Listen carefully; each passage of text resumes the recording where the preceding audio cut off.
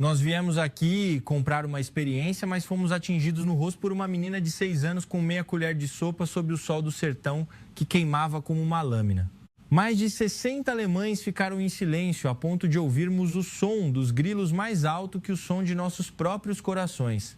As câmeras, que antes clicavam sem parar, ficaram mudas. O suor escorria pelo pescoço como a autoconfiança que se dissolvia.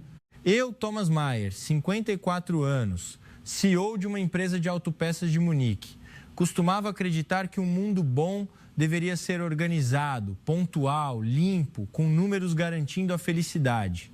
Pegamos o carro em São Paulo, rumo a uma vila rural, para tirar fotos bonitas e voltar para contar a história do exótico para quem ficou em casa. Mas em poucos minutos eu descobriria que a pobreza mais assustadora não é a bolsa vazia, mas sim o coração ressequido. E essa lição estava esperando atrás da cerca de madeira baixa à nossa frente. Depois da primeira frase que murmurei para mim mesmo, tudo pareceu travado por uma chave invisível. Não trancava portas, mas sim a minha crença. Meu nome é Thomas Mayer, 54 anos. Minha empresa superou a meta de vendas novamente. O aplauso na sala de reuniões em Munique ainda ecoava nos meus ouvidos. Mas a verdade é que eu não ouvia aquele som na minha própria casa há muito tempo. Minha casa era silenciosa, como um sistema de ar-condicionado funcionando perfeitamente. Tudo sob controle, temperatura, umidade, tempo. E eu achava que se pudesse controlar assim, a vida estaria segura. Cresci com a palavra ordem no sentido alemão. Ordem não é apenas limpeza, é respeito mútuo através de não incomodar os outros. Eu acreditava fervorosamente que a pontualidade é uma virtude. Chegar atrasado é roubar o tempo alheio. Trabalhar sem planejamento é desrespeitar o futuro.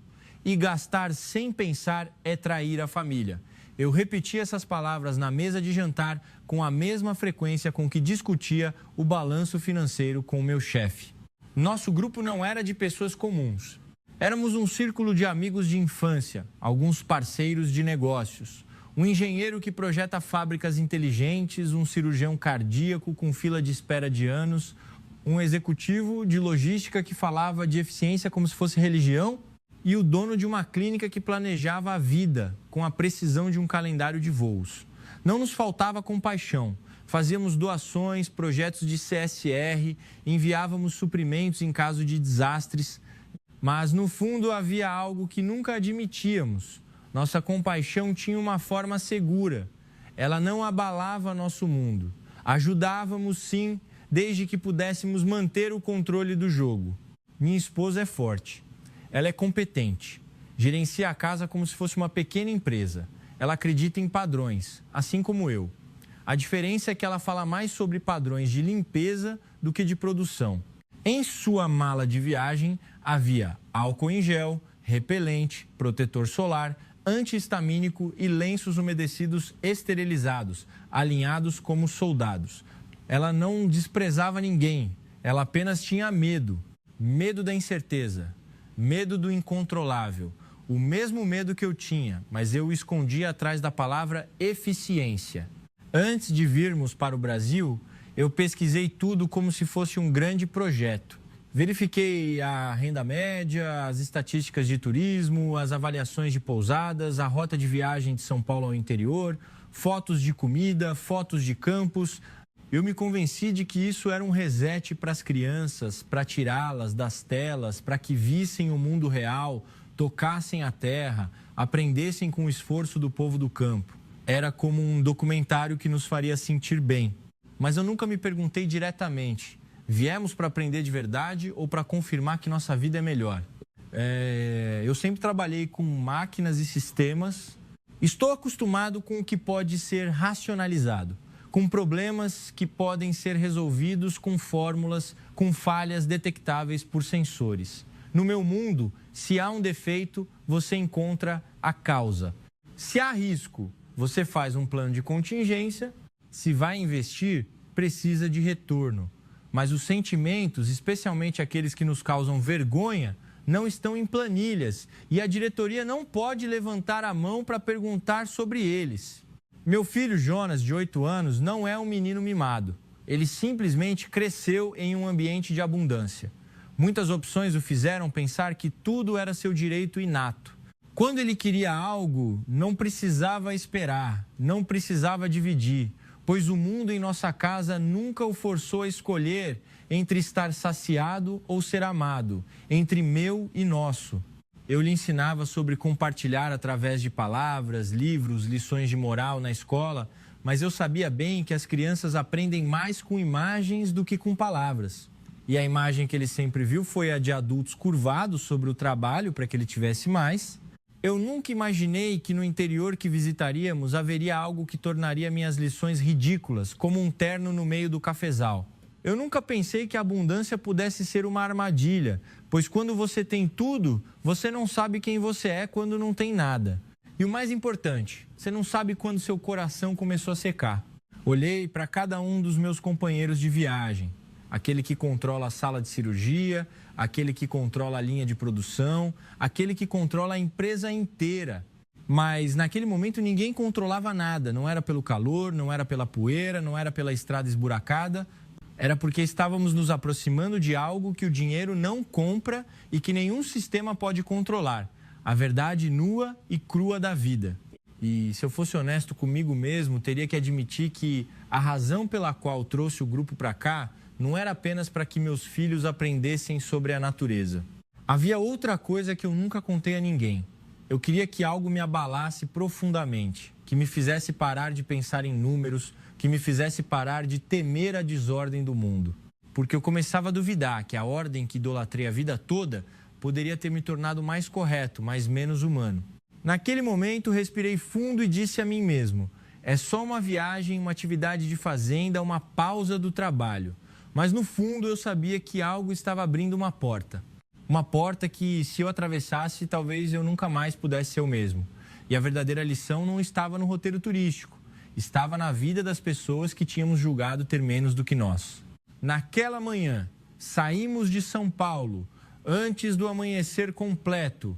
A cidade ainda não havia despertado, mas a estrada já tinha sua própria voz. O som de motocicletas, ônibus e vendedores de beira de estrada falando rápido, como se a vida não tivesse botão de pausa. Eu me sentei na frente, perto do motorista, por meu velho hábito de querer ver o caminho, o tempo, tudo antes que acontecesse.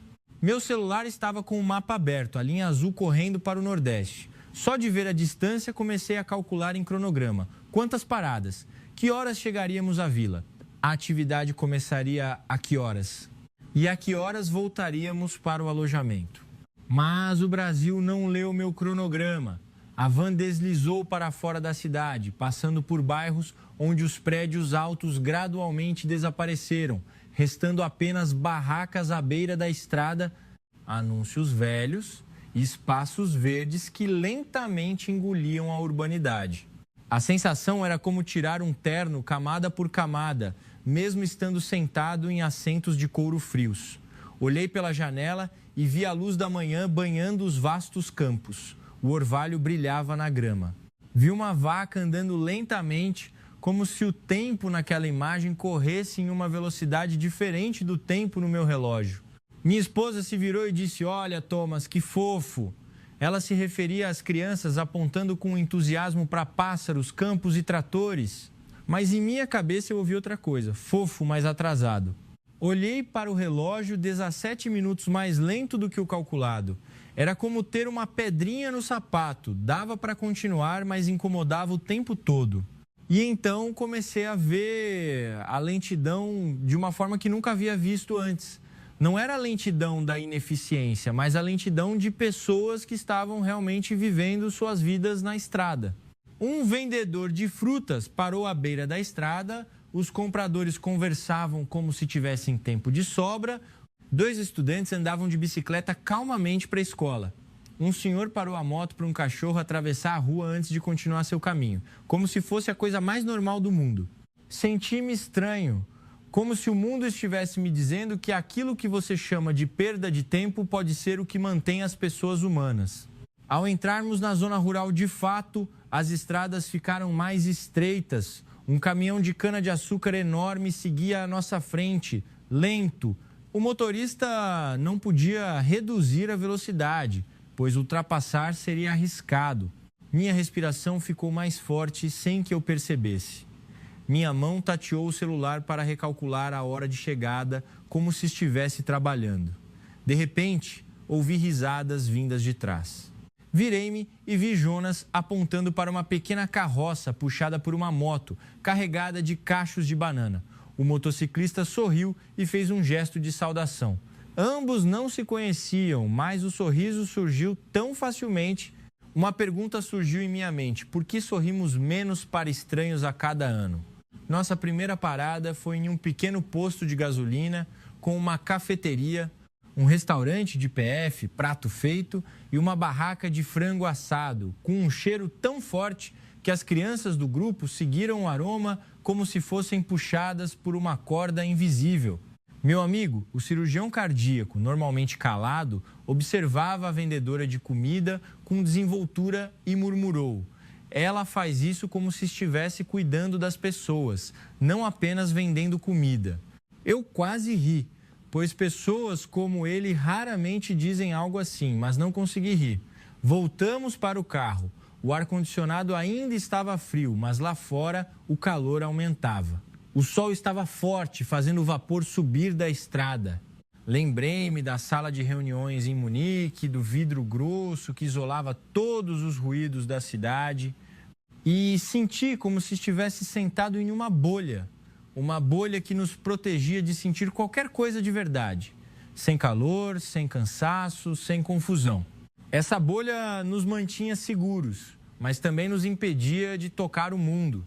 À medida que nos aproximávamos do sertão, o silêncio no carro se instalou. Não porque todos estivessem entediados, mas porque a paisagem forçava as pessoas a pararem de falar. O céu era tão vasto que as palavras pareciam pequenas. O campo era tão amplo que nossos pensamentos pareciam minúsculos. Vi o sol brilhar através de palmeiras altas, vi casas de madeira suspensas, vi uma menina vendendo pequenas flores na beira da estrada.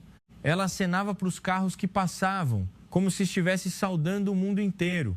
Eu não sei porquê, mas aquela imagem me causou uma pequena dor no peito, como se houvesse algo em mim que fazia isso quando criança, mas que havia desaparecido há muito tempo. Então chegamos ao ponto de embarque dos barcos pequenos à beira do rio. O cheiro de lama, de grama, de fumaça de fogão a lenha das casas se misturavam de forma honesta. O ar estava quente demais para o ar-condicionado. Desci do carro, o suor brotou imediatamente, minha camisa encharcou nas costas. Em outra viagem, eu teria ficado irritado com esse desconforto, mas desta vez senti que estava me despertando.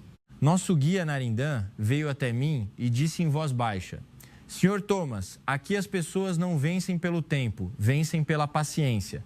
Essa frase cortou minhas antigas crenças como uma faca fina, pois passei a vida inteira tentando vencer com o tempo, com a velocidade, com o controle. Mas eu não tinha certeza se alguma vez venci meu próprio medo. Olhei para meu grupo. Amigos que normalmente eram firmes começavam a relaxar. Filhos que normalmente estavam fixos nas telas, agora olhavam para a água, para as árvores, para as pessoas. Vi minha esposa limpar o suor e rir de algo pequeno. Senti como se não estivéssemos apenas viajando de São Paulo para o interior, mas sim viajando de um mundo controlável para um mundo que exige aceitação. E eu ainda não sabia o que essa aceitação nos traria. Mas no fundo comecei a entender que esta viagem não me daria apenas belas fotos para mostrar. Ela me daria um grande espelho, um espelho que refletiria meu próprio rosto da maneira que eu vinha evitando há muito tempo. Quando embarcamos no barco, o som do motor começou. A água se agitou em pequenas ondas. Olhei para frente e vi a linha de casas de madeira e a cerca baixa ao longe. Meu coração diminuiu o ritmo de forma estranha, como se soubesse antes do meu cérebro que o que nos esperava não era uma atividade turística, mas uma lição que ninguém em nossa sala de reuniões poderia nos ensinar. A canoa nos levou serpenteando pelo canal estreito. A água cor de chá ondulava com o ritmo do motor, um som constante, como a pulsação daquele lugar. O vento quente batia no meu rosto, mas estranhamente não me irritava tanto quanto antes. O cheiro de lama, de grama, de fumaça de madeira das cozinhas à beira do canal vinha misturado, honestamente. Nada era artificial como na cidade grande. Tudo era cru, mas vivo. Narindã se virou, sorriu e apontou para a margem. Chegamos, Sr. Thomas. Hoje vamos experimentar ser agricultores de verdade. Ele disse a palavra verdade com orgulho. Eu assenti como quem respeita a honra, mas em minha mente pensei como um empresário. Quão real? Real o suficiente para postar? Real o suficiente para os filhos lembrarem? Ou real o suficiente para ser tocado por pessoas como nós sem que precisemos sofrer de verdade? O barco atracou em um pequeno cais de madeira que balançava com a água. Quando meu pé tocou o chão de terra, a umidade subiu pelos meus sapatos como uma mão invisível. Imediatamente minha camisa grudou. Olhei ao redor e vi campos verdes, o canto de galos ao longe, risadas de crianças, e vi um pequeno quiosque de recepção com panos xadrez amarrados em fileiras como bandeiras. O dono era um homem de meia idade, vestindo uma camisa tucupi azul escura, pele escura pelo sol, com um sorriso largo que mostrava dentes brancos. Ele nos cumprimentou e disse rapidamente em português. Narindã traduziu.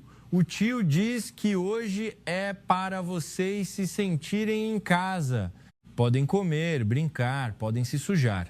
A palavra sujar fez minha esposa soltar uma risadinha aliviada, mas eu vi sua mão apertando o lenço umedecido com força. A atividade começou com todos amarrando um lenço xadrez no pescoço ou na cintura. As crianças ficaram animadas, como se estivessem vestindo fantasias de super-heróis. Alguns adultos pegaram celulares para filmar imediatamente. No começo, era realmente divertido. Divertido como foi projetado para ser. Havia alguém ensinando a pisar na lama sem escorregar, cestos para colocar vegetais e pequenas placas para posar com frases fofas, como amor em inglês. Vi um companheiro de viagem, normalmente impecável em seu terno, tentando pescar em um pequeno tanque e gritando: "Oh, como uma criança!" Eu ri junto, automaticamente. Por um momento, quase acreditei que este era o reset que eu precisava.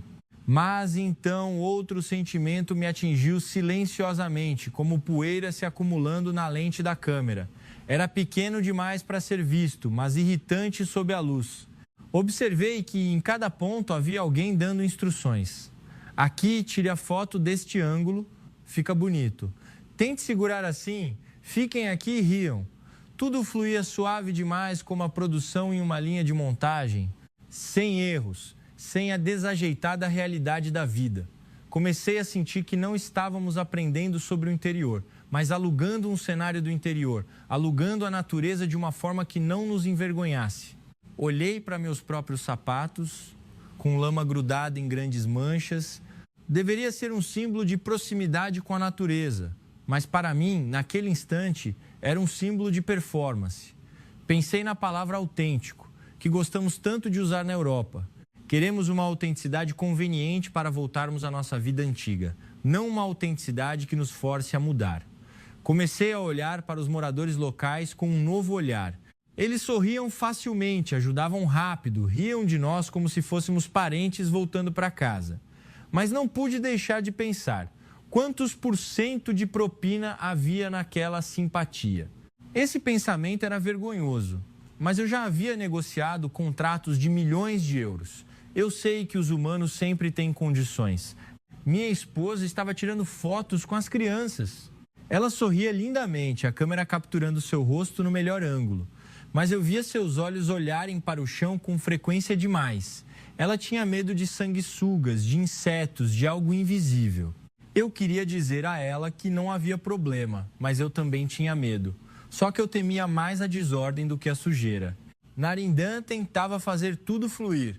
Ele corria como um gerente de eventos mais do que como um guia turístico. Ele ajudava as crianças a amarrar os lenços, ajudava os adultos a encontrar o ângulo da foto e se virava para mim perguntando baixinho: "Está tudo bem, Sr. Thomas?" Eu respondi ok, por educação. Mas meu ok já não tinha certeza se significava divertido ou sob controle. À tarde, houve uma aula de culinária local em uma cozinha aberta. O cheiro de capim-limão, folhas de limão cafir e pimenta moída enchia o ar. Algumas mulheres do grupo começaram a relaxar, rindo de verdade, não para a câmera. As crianças ficaram genuinamente sujas, não sujas na medida certa. Olhei para aquela cena e meu coração relaxou um pouco. Mas em um canto da minha mente uma voz repetia: esta é a vida real deles ou a vida real organizada para ser vista por nós? Se for organizada, o que aprenderemos? Voltaremos à Europa com belas palavras e histórias e nosso mundo não mudará em nada? Saí um pouco da área da atividade, olhando para a cerca de madeira baixa que separava a área turística da casa das pessoas. A cerca ficava a poucos passos de distância. Era muito baixa, baixa o suficiente para uma criança pular facilmente, baixa o suficiente para parecer sem sentido, mas eu a senti estranhamente alta o suficiente para separar nosso mundo do mundo deles.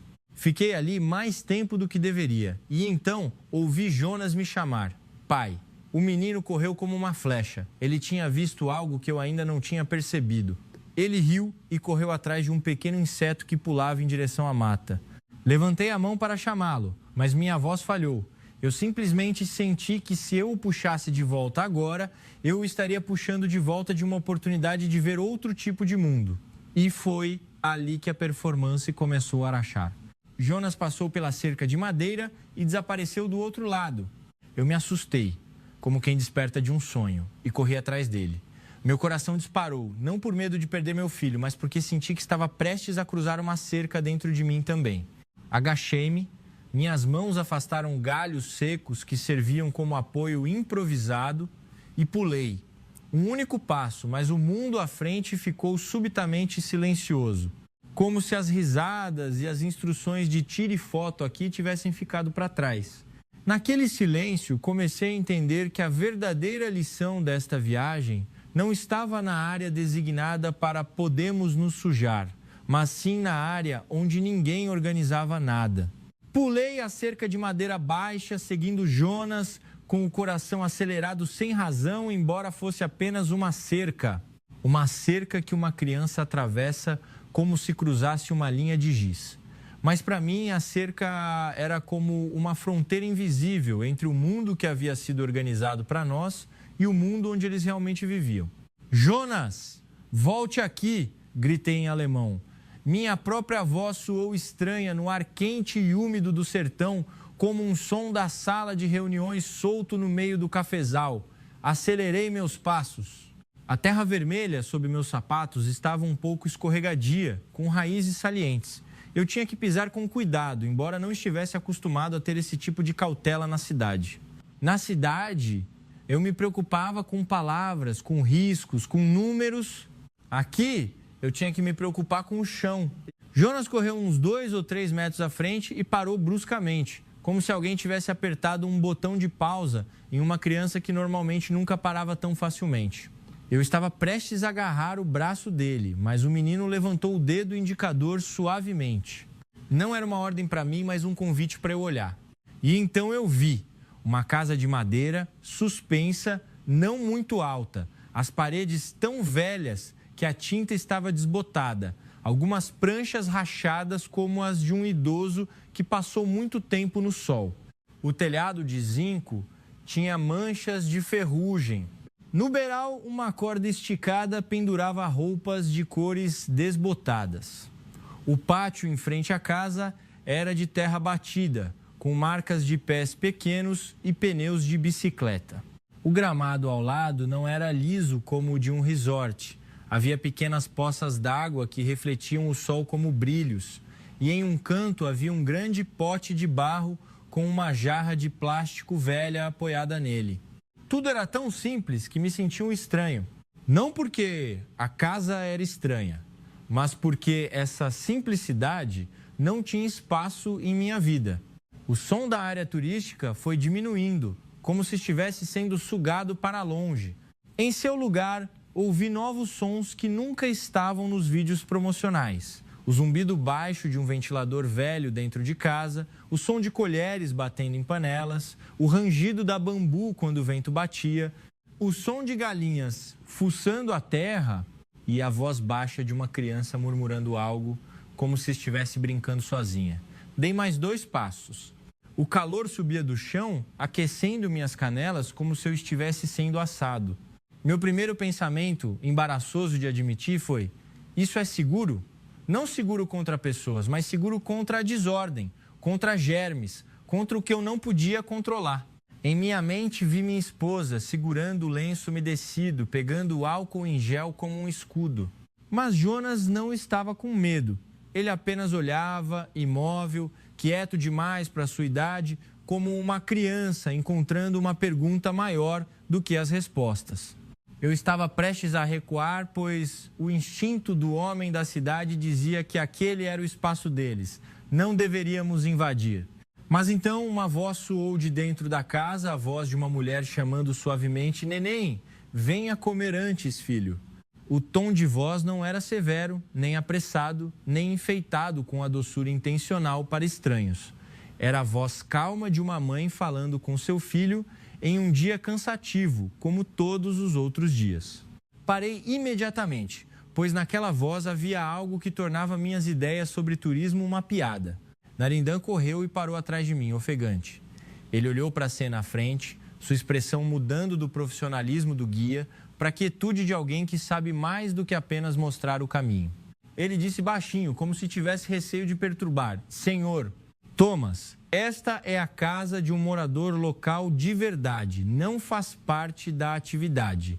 Assente, sem saber se estava assentindo para pedir desculpas, para aceitar ou para pedir permissão.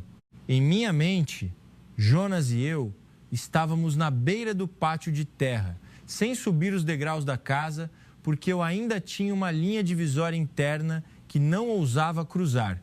Mas meu olhar foi puxado para debaixo do beiral. Ali havia uma mesinha de madeira velha, perto de um pilar.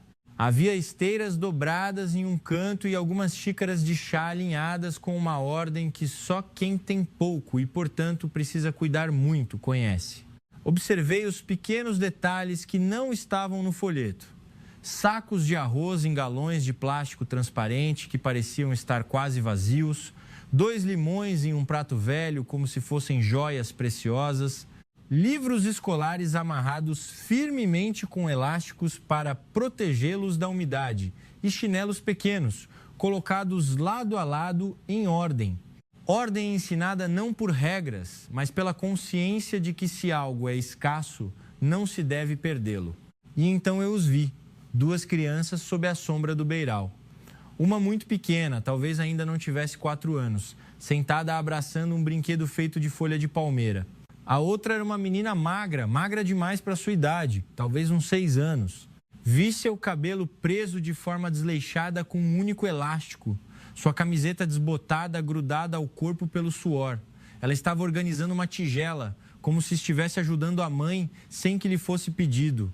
Sua maneira era tão habilidosa que me chamou a atenção, pois crianças da idade dela na minha casa são mais hábeis em apertar botões de controle remoto do que em ajudar a pôr a mesa. Senti algo apertar meu peito, não por causa da pobreza, eu já tinha visto imagens de pobreza em documentários, mas pela verdade ali na minha frente. E a verdade não atua para nós, ela não tenta nos fazer sentir bem, ela simplesmente é o que é. Narindã levantou a mão levemente, como se fosse chamar, mas parou, olhou para mim e perguntou em voz baixa: Devemos recuar, Sr. Thomas? Eles podem ficar constrangidos. Eu estava prestes a responder sim, por educação, mas antes que a palavra saísse, a menina se virou para nos encarar. Seu olhar não era de pânico, nem de súplica, nem de súplica. Ela olhou como alguém que vê um estranho passando pela sua casa e deu um pequeno sorriso educado, como se dissesse: Vocês podem ficar aí. E aquele sorriso minúsculo me paralisou completamente, como se o mundo inteiro tivesse ficado em silêncio novamente. Olhei para baixo, para Jonas. O menino não estava mais correndo, ele estava parado, quieto, segurando firmemente a barra da minha camisa. Seus olhos estavam fixos na mesinha debaixo do beiral, como se estivesse tentando entender algo que não estava em nenhuma lição de moral da escola. Eu não sabia, mas nos próximos minutos testemunharíamos um pequeno ato que mudaria para sempre o significado de compartilhar em nossas vidas. Naquele instante, eu só sabia uma coisa. Eu não poderia levar meu filho de volta para ser o mesmo de antes, mesmo sem termos dado um único passo à frente. Eu estava na borda do pátio de terra, como alguém que acidentalmente para na frente do portão de um templo, sem ousar entrar, mas também sem ousar voltar. Jonas apertou um pouco mais a barra da minha camisa. Senti a pequena mão dele tremer levemente, não de medo, mas porque ele estava vendo algo que as palavras do pai nunca lhe mostraram. Debaixo do beiral, na mesinha velha, havia poucos acompanhamentos tão simples que eu não sabia se deveria chamar luz de refeição ou sustento da vida. Arroz em uma tigela de plástico, de cor turva, um pouco de sopa rala em outra xícara pequena, um prato de legumes cozidos que pareciam ter sido colhidos no quintal e uma tigela de molho de pimenta com apenas um restinho no fundo, com um pequeno peixe grelhado no centro, como um item precioso que deve ser consumido aos poucos para durar até o dia seguinte. O que me fez prender a respiração não foi a escassez, eu já tinha visto isso em documentários, mas a atmosfera daquela refeição. Não havia queixas, nem súplicas, nem tristeza teatralizada para fazer os ricos se sentirem bem. Havia um silêncio que funcionava como um ritual familiar de quem conhece seu dever sem precisar falar. A menina estava sentada ereta, embora a esteira fosse velha. Ela segurava sua tigela de arroz, que parecia ter um pouco mais do que a do irmão mais novo. Não muito mais, apenas o suficiente para que quem estivesse olhando pensasse que ela comeria primeiro, conforme a ordem da mãe. Ela levou uma colher de arroz até a boca e parou. Vi seu pomo de Adão se mover como se estivesse engolindo saliva, as pálpebras piscando rapidamente como se estivesse lutando contra a fome que gritava em sua barriga. Mas ela não olhava para o arroz, ela olhava para o irmão. O menino pequeno brincava com seu brinquedo de folha de palmeira, fazendo pequenos sons na garganta, como alguém que quer dizer que está com fome, mas não ousa, sabendo que precisa esperar a irmã comer primeiro. As crianças da minha casa não conhecem esse tipo de espera. Elas esperam apenas o download de um jogo. A menina olhou de soslaio para a mãe, que estava de costas, adicionando mais sopa à tigela do menino com um movimento lento, como se não quisesse que a tigela ficasse vazia. Ela mexia devagar, como quem sabe que adicionar água é uma forma de estender a refeição. Só essa imagem já pesou em meu coração, mas o que aconteceu a seguir foi mais pesado. Rápido como um raio, a menina se inclinou sua tigela de arroz e lentamente despejou mais da metade dela na pequena tigela de zinco do irmão. Ela fez isso com desenvoltura, sem hesitação, sem atitude de heroína, sem orgulho. Era um ato praticado além da idade, como amarrar sapatos ou respirar. Feito porque precisava ser feito, não porque alguém iria elogiá-la. O irmão levantou a cabeça imediatamente, seus olhos brilhando como pequenas luzes na escuridão da fome. A menina tocou a ponta do dedo indicador nos lábios, fez um gesto e sorriu para ele. Eu queria encontrar uma palavra para aquele sorriso, mas nenhuma era suficiente. Não era um sorriso de felicidade plena. Era um sorriso que dizia, está tudo bem, mesmo que nada estivesse bem. Em seguida, ela se virou para sua própria tigela, que agora continha apenas um pouquinho de arroz. Ela não chorou, não fez beicinho, não reclamou para a mãe. Ela simplesmente pegou mais sopa rala e a derramou abundantemente, mexendo com a colher para que o arroz e a água formassem um mingau maior, feito de água, não de comida. Aquela tigela parecia cheia, mas eu sabia que não enchia o estômago. Apenas enchia a aparência para tranquilizar a mãe ou para que ela mesma não admitisse estar com fome. Senti algo como um soco forte no peito, prendendo minha respiração na garganta. A imagem dos meus filhos em casa veio à mente. Jonas e seu irmão brigando por qual pedaço de bife era maior, brigando por quem escolheria a cor do celular primeiro. Meus filhos eram ensinados a compartilhar com palavras bonitas em livros, mas nunca foram forçados a saber o que é realmente compartilhar, quando o que se divide é a própria saciedade. Naquele momento, ouvi o silêncio dos outros chegando. Virei-me levemente e vi mais sombras de pessoas paradas atrás da cerca. Os companheiros de viagem começaram a se juntar, um por um, sem um acordo prévio. Ninguém pegou uma câmera para filmar, embora normalmente filmassem tudo que fosse novo. Mas a cena à frente não era novidade, era algo sagrado, de uma forma que tornava a câmera vulgar. Vi o cirurgião cardíaco que raramente falava, parado como uma estátua, suas mãos normalmente firmes ao suturar vasos sanguíneos, tremendo levemente. Vi o executivo de logística que falava de eficiência o dia todo, baixar a cabeça, como se temesse que, se levantasse, as lágrimas escorressem. Vi minha esposa levantar a mão para cobrir a boca, sem ter consciência do que estava fazendo, pois seu coração havia chegado a um ponto onde lenços umedecidos não podiam ajudar. A mãe se virou naquele exato momento. Ela viu a tigela do filho cheia de forma antinatural. Ela parou por um segundo, seus olhos percorreram a tigela do filho, a tigela de sopa rala da filha e fixaram-se no rosto da filha. Ela não disse nada, sem repreensão, sem elogios, sem longas explicações. Ela apenas estendeu a mão e acariciou suavemente a cabeça da filha. Aquele leve toque foi o suficiente para eu sentir o mundo inteiro silenciar ainda mais. Porque ali havia um amor pesado demais para ser falado e uma dor profunda demais para ser chorada em público. Olhei para Jonas. O menino estava rígido, a mão ainda segurando firme a barra da minha camisa. Mas agora não era medo.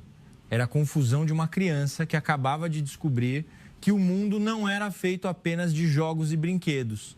O mundo tinha fome de verdade e tinha amor que se sacrificava para que outros comessem primeiro. Eu queria trazer Lô de volta para a área de turismo, para as risadas seguras, para o barco que podia nos levar para casa, mas não podia. Porque naquele instante eu soube que tínhamos acabado de testemunhar uma verdade que não poderia ser apagada de nossas mentes. E eu sabia que em poucos minutos uma pergunta sairia da boca do meu filho. Uma pergunta que seria como uma faca fina cortando todo o silêncio. Uma pergunta que forçaria todos os adultos ali a encarar esse tipo de amor diretamente, sem ter para onde fugir. O silêncio que pairava sob o beiral da casa velha era como um cobertor pesado que ninguém ousava mover, com medo de que ele esmagasse o próprio coração. Jonas ainda segurava minha camisa, seus olhos fixos na menina, como se estivesse tentando encaixar a nova imagem do mundo com a antiga em que acreditava. E então a pergunta saiu de fato. Uma voz pequena, mas estrondosa como um trovão. Pai, por que ela ainda sorri se ela não está satisfeita? Jonas perguntou em alemão, mas eu tinha certeza de que o significado não precisava de tradução, pois era uma pergunta que os humanos de todas as línguas entendiam. A pergunta rasgou o silêncio, fazendo a mãe da casa se assustar. Ela levantou a cabeça e viu as sombras dos estrangeiros paradas atrás da cerca, constrangidos, como crianças bisbilhotando algo que não deviam. Senti meu rosto queimar, a vergonha quente como o sol do sertão. Eu queria puxar meu filho de volta, pedir desculpas, desaparecer, mas era tarde demais. Em vez de ficar com raiva ou nos expulsar, ela se levantou rapidamente, limpou a mão em sua saia, como se temesse que pensássemos que ela estava suja, e nos deu um sorriso meio tímido. Ela apontou para o pote de barro e para a jarra de plástico na mesa, como se dissesse: por favor, bebam água primeiro. Essa polidez, quando éramos nós quem havíamos invadido, me fez sentir ainda menor. Narindã deu um passo ao meu lado. Ele fez uma pequena reverência para a mãe antes de falar. Ele falou em português baixo, com um tom de respeito, diferente de quando falava rápido para controlar o tempo como guia. Agora ele estava lento, como se estivesse receoso de quebrar os sentimentos de alguém. Ele se virou para mim, pedindo permissão com os olhos. Assenti pesadamente, como quem aceita a culpa sem precisar de confissão. Narindã traduziu a pergunta de Jonas para a mãe. A atmosfera dentro da casa ficou tensa, como se o ar tivesse parado de fluir.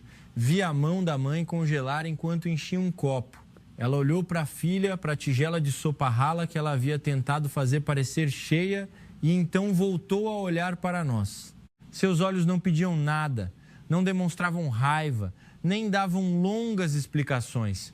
Ela apenas sorriu, um sorriso de quem não tem nada a esconder, pois sua pobreza estava exposta e, portanto, ela não precisava forjar imagem alguma. Ela disse uma frase curta em português, suave como o vento passando pelo campo, mas a frase foi como uma grande pedra caindo no meio do meu peito. Narindã parou por 2 ou 3 segundos, como se estivesse engolindo algo, antes de se virar para nós e traduzir com a voz ligeiramente trêmula. A mãe diz que eles não dividem porque a casa está cheia, senhor. Thomas, eles dividem porque se amam. Se passarem fome hoje, amanhã podem compensar. Mas se o amor entre irmãos for quebrado por causa de um pedaço de arroz, mesmo que tenham todo o dinheiro do mundo, não poderão comprá-lo de volta. O que eles têm para deixar de herança para os filhos é só esse amor. Aquela frase foi como unhas arranhando o espelho no qual eu me olhava a vida inteira. Meu espelho estava cheio de números, metas, gráficos e a palavra controle. Mas o espelho dela tinha apenas a palavra amor e ela pesava mais do que tudo que eu carregava. Senti-me pego em flagrante. Não pego por olhar para os pobres, mas pego por nunca ter acreditado de verdade que o amor tem um preço mais alto do que a saciedade. Eu falava sobre família em jantares de negócios, eu mantinha fotos de família na minha mesa de trabalho, mas trabalhava tanto que não tinha tempo para minha família. Eu ensinava meus filhos a serem boas pessoas, mas eu mesmo corria atrás de coisas que ressecavam meu coração, achando que era normal. Ao meu lado, minha esposa levantou a mão para cobrir a boca, as lágrimas escorrendo rapidamente como uma barragem rompendo.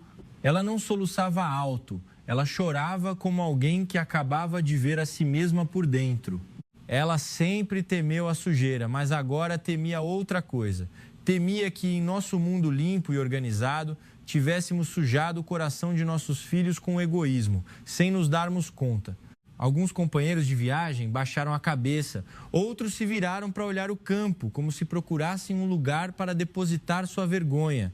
Ninguém ousava dizer palavras de conforto, porque o consolo de quem está saciado soava grosseiro demais em um lugar onde o amor era trocado pela fome. Então algo aconteceu sem ser planejado, sem um líder, sem um anúncio, sem uma caixa de doações como estávamos acostumados. Porque percebemos que se fizéssemos isso, a lição se tornaria outra performance. O cirurgião cardíaco caminhou lentamente até a pequena mesa de madeira no canto da casa, onde alguns cadernos estavam escondidos. Ele pegou sua carteira. Sua mão estava firme, como quando segurava um bisturi.